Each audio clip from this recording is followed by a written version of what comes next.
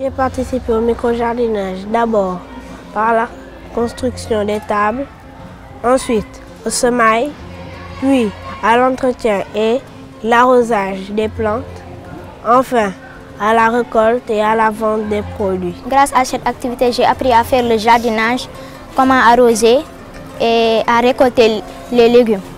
D'ailleurs, j'ai commencé à planter chez moi les arbres comme le nana, le tomate et l'aloe vera.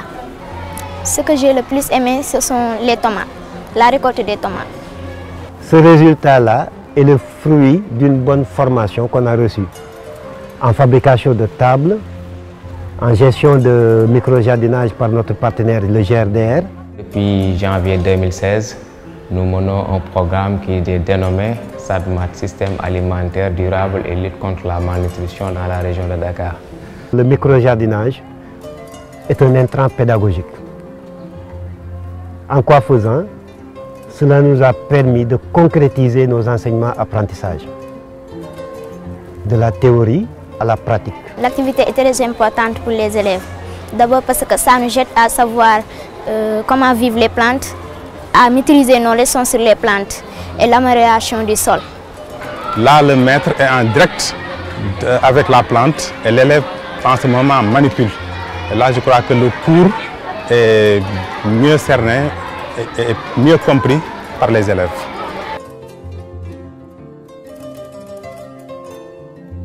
Le micro-jardinage a participé à l'embellissement du cadre.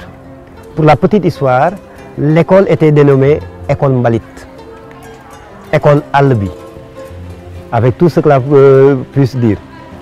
Parce qu'on déversait les ordures, l'école servait de dépotoir pour les environnants. Mais avec l'avènement du micro-jardinage, on a amélioré. Le cadre s'est un peu développé.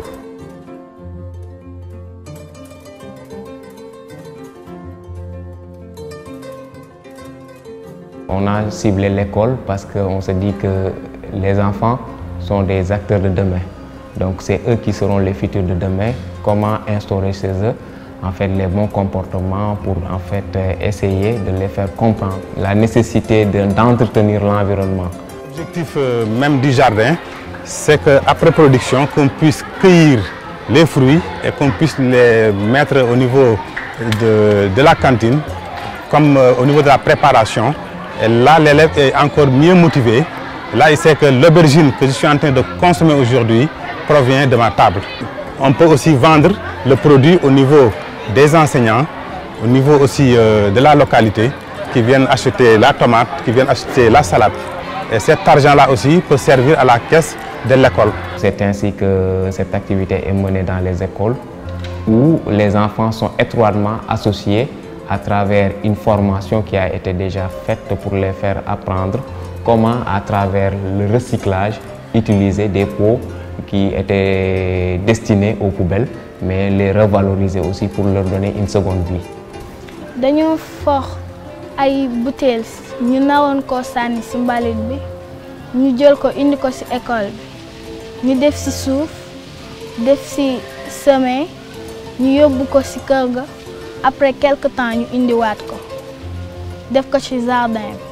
Étant donné que les enfants allaient ramasser des bouteilles par là, des seaux par-ci, tout ce qu'on trouve dans nos décharges à travers les rues de Dakar commence à intégrer le jardin. Là, on s'est dit, il y a peut-être moyen de faire quelque chose de beaucoup plus intéressant, beaucoup plus beau, qui valorise davantage le travail des élèves. Donc, on a fait appel à une artiste qui s'appelle Abi Diallo, qui est spécialisée dans la décoration des objets recyclés.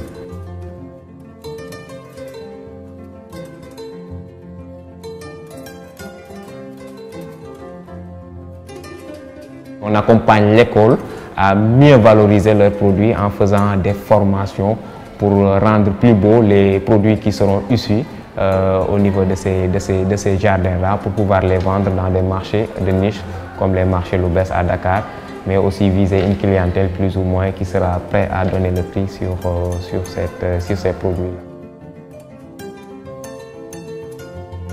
Un message, c'est peut-être demander à toutes les écoles du Sénégal, à toutes les écoles du monde de l'Ouest, de faire comme nous, d'essayer d'améliorer le cadre. C'est une question de volonté, c'est une question d'engagement.